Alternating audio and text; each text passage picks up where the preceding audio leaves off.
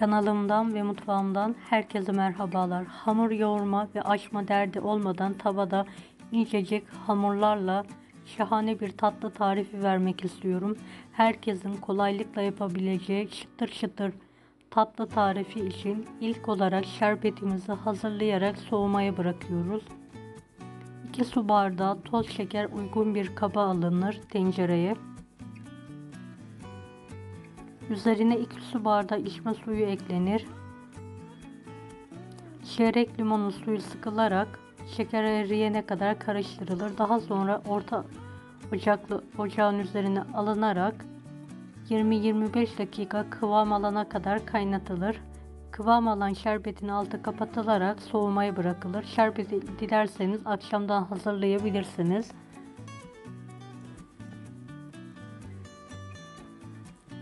Hamuru için 3,5 su bardağı unu uygun bir kaba alalım.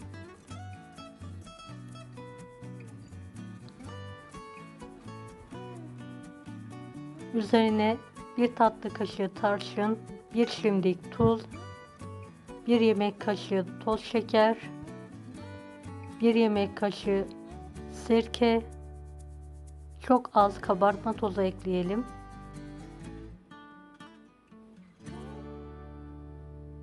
Toplamda 5,5-6 su bardağına yakın su kullandım. Azar azar ekleyerek hamurumuzu pürüzsüz hale gelene kadar karıştıralım. Çeyrek su bardağı sıvı yağ ekleyelim.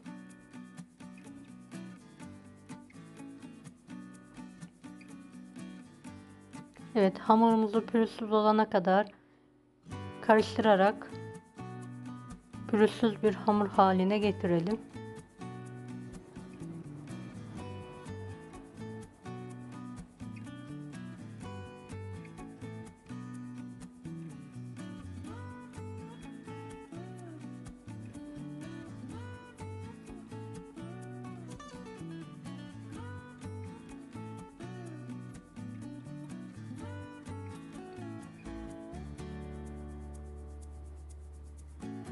Dilerseniz hamuru bir mikser yardımıyla da çırpabilirsiniz.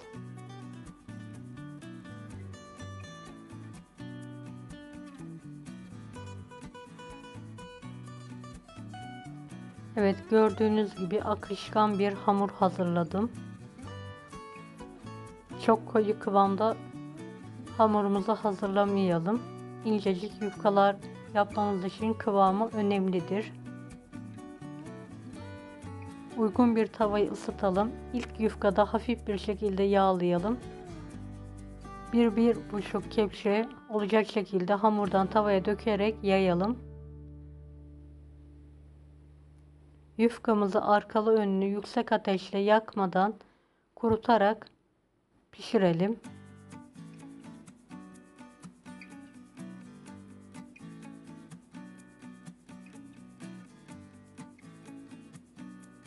Evet, sık sık çevirelim. Kızarmalar olmasın. Sadece kurutarak yufkalarımızı pişirmeye dikkat edelim. İlk pişen yufkamızı bir tabağa alalım ve diğer kalan hamurları aynı teknikle dökerek tavada pişirmeye devam edelim.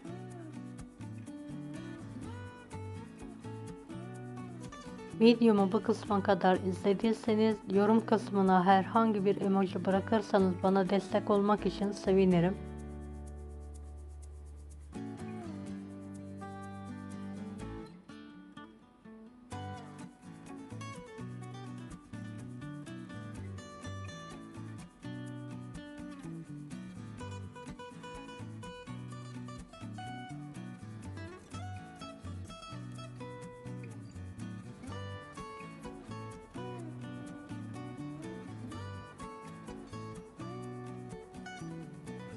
Evet, yufkalarımı pişirmeye devam ediyorum ben.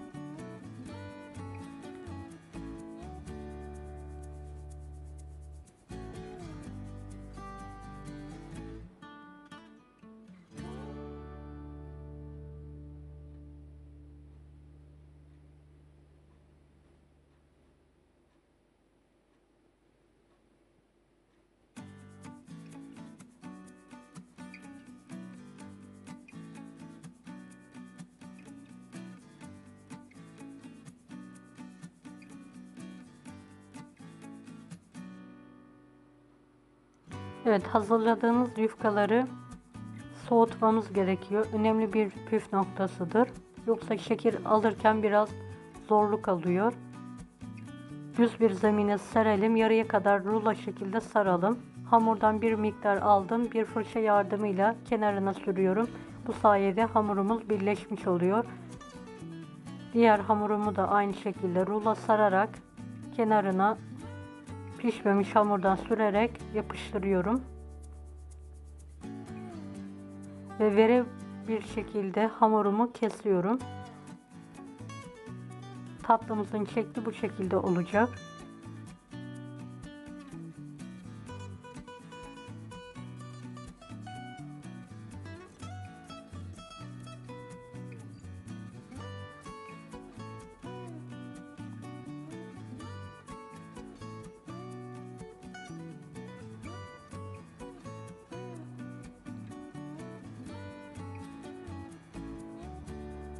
Evet, tüm tatlı hamurlarımı aynı ebatlarda kesmeye dikkat ediyorum.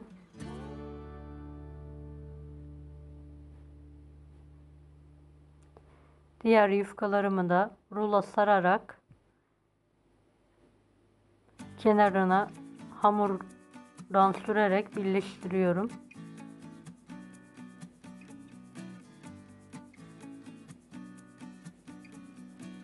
Aynı şekilde kesiyorum tüm hamurlarımı.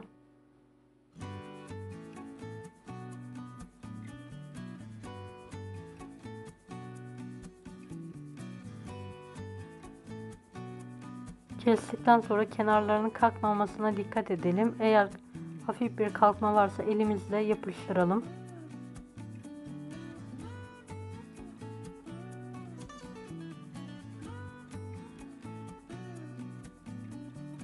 Uygun bir tavaya bolca yağ alalım ve ısıtalım yağımızı. Sıcak yağ hazırladığımız tatlılarımızı atarak kızartmaya bırakalım.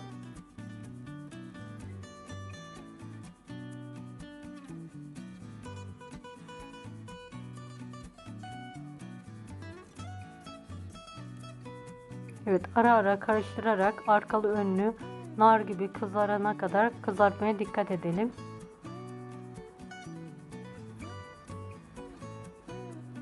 Tatlılarımızı ne kadar kurutursak kızartırken o kadar çıtır tatlı elde etmiş oluruz.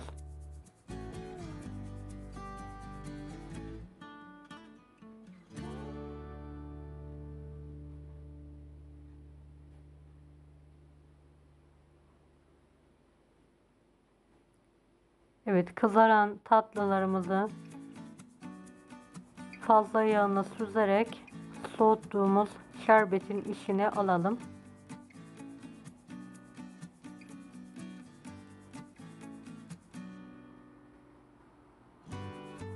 Kalan tatlıları tavaya alarak kızartmaya devam edelim.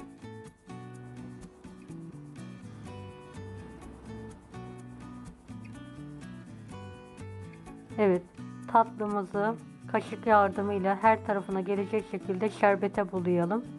5 dakika şerbette bekletelim. Daha sonra şerbetini süzerek servis tabağına alalım.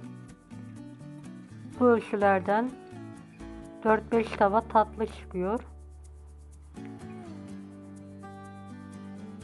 Evet, nar gibi kızarana kadar tüm tatlılarımızı kızartmaya devam ediyoruz.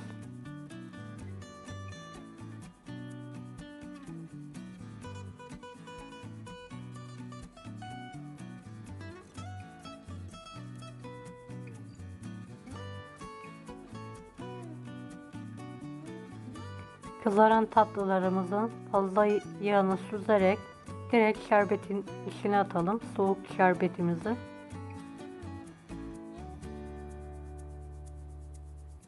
Evet, kalan kenarları da kızartıyorum ben.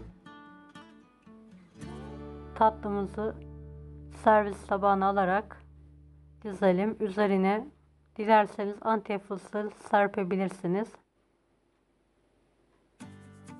Çıtır çıtır şahane bir tatlı oldu. Deneyecek olanlara şimdiden kolaylıklar dilerim. Kanalıma ücretsiz abone olmayı unutmayın. Bir dahaki videolarda görüşmek üzere. Allah'a emanet olun. Hoşça kalın. Daha farklı tarifler için bunları da izlemeyi unutmayınız. Afiyet şifa olsun herkese.